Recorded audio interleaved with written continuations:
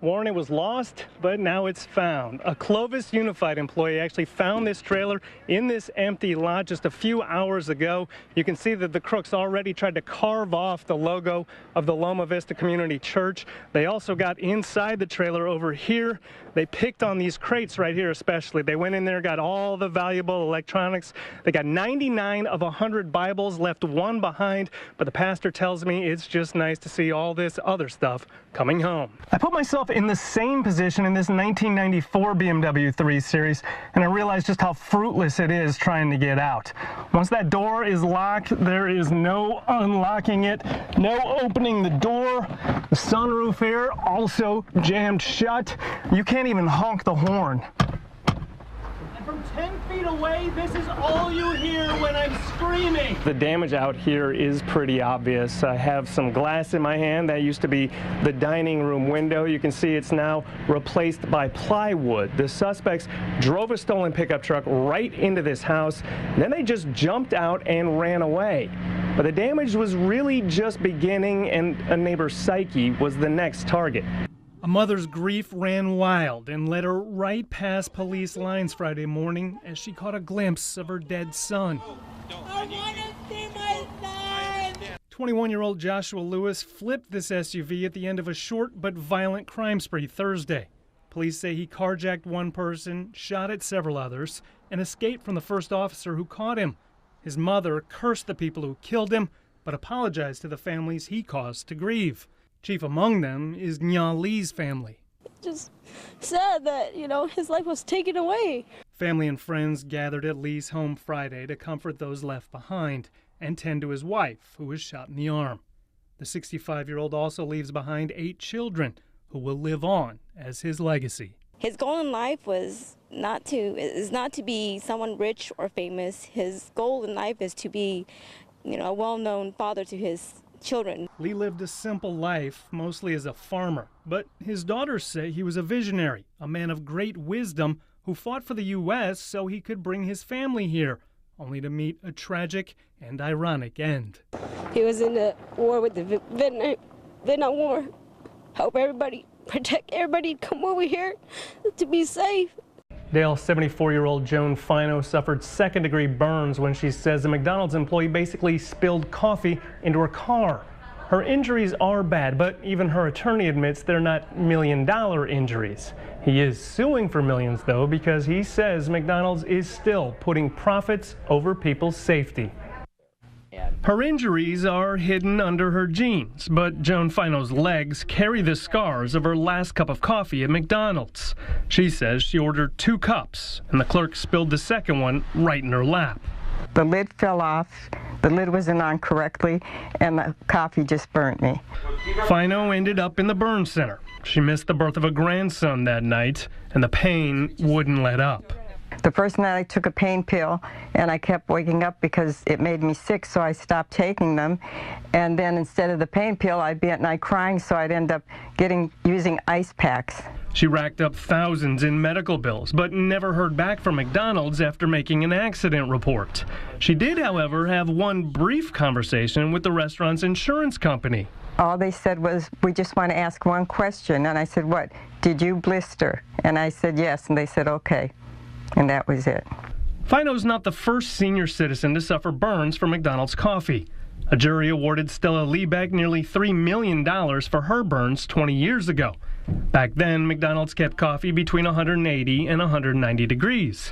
The New York Times says franchises are now told to keep it between 170 and 180, still as much as 30 degrees higher than coffee brewed at home. Fino's attorney says hotter coffee stays fresh longer, so it saves McDonald's money while risking more burns. You can't continue on with this conduct where you're putting your profits over the safety of your customers. That's got to be stopped. McDonald's didn't return our emails or phone calls, but there may have been changes, at least at the Clovis franchise where Fino bought her coffee. Clerks handed us coffee with 2 napkins and at a much lower temperature. That's being measured at 160. Liebeck's case eventually settled for much less money, and she became the butt of jokes. Fino is steeling herself for criticism, but says it'll be worth it to change the way McDonald's sells coffee once and for all. people are calling me a crazy old lady, and they're making it sound, well, she should drink iced tea. They make it sound like I went in and bought a coffee and spilled it on myself. I didn't do that.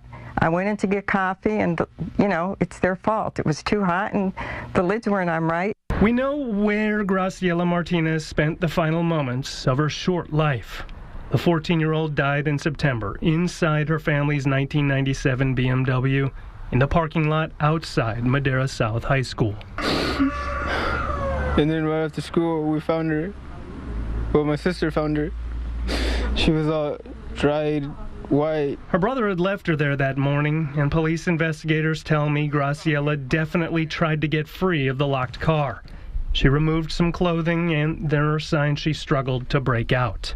What we don't know is what, if anything, ran through her mind as dehydration and heat exhaustion set in. But Tracy Coffey says she knows the feeling. It was very hot, very claustrophobic. Coffey also owns a BMW 3 Series, a 94, in which she's been trapped twice. Most recently, her 10-year-old daughter Michelle got them stuck on the way home from school. She jumped out, she put the keys in the car, just wasn't thinking about her backpack, and she jumped back in the passenger side, and we all went, no! And she shut the door, and we were completely locked in. I put myself in the same position in this 1994 BMW 3 Series, and I realized just how fruitless it is trying to get out. Once that door is locked, there is no unlocking it, no opening the door. The sunroof here also jammed shut. You can't even honk the horn.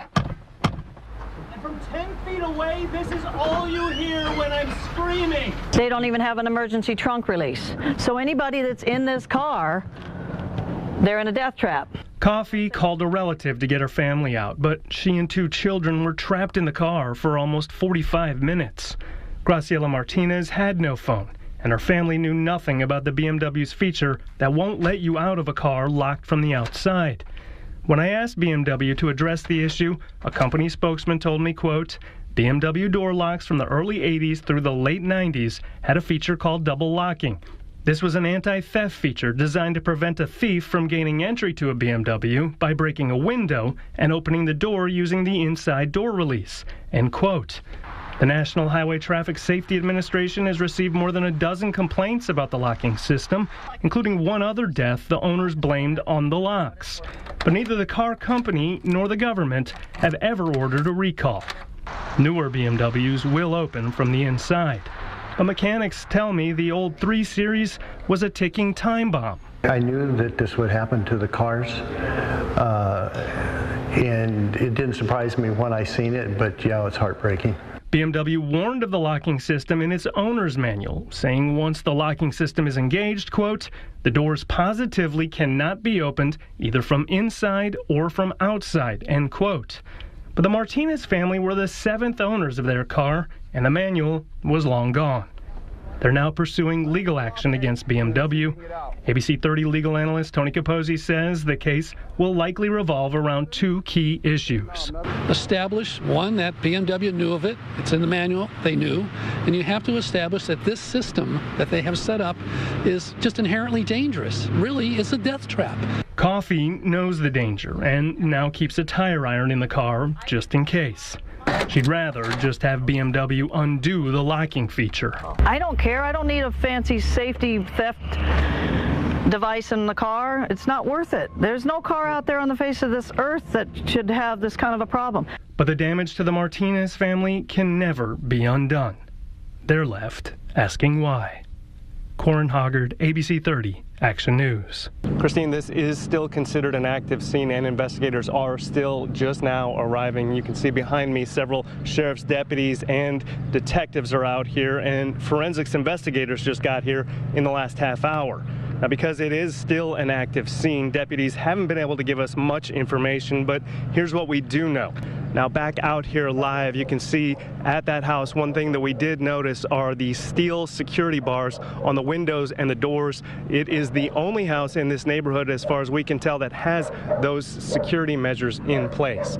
Now, Tulare County Sheriff's deputies have been out here about 4 hours right now. They are clearly still gathering information. We'll stay out here all day and gather that information for ourselves. We'll report it back to you on later editions of Action News and also online at abc30.com and on Facebook and Twitter.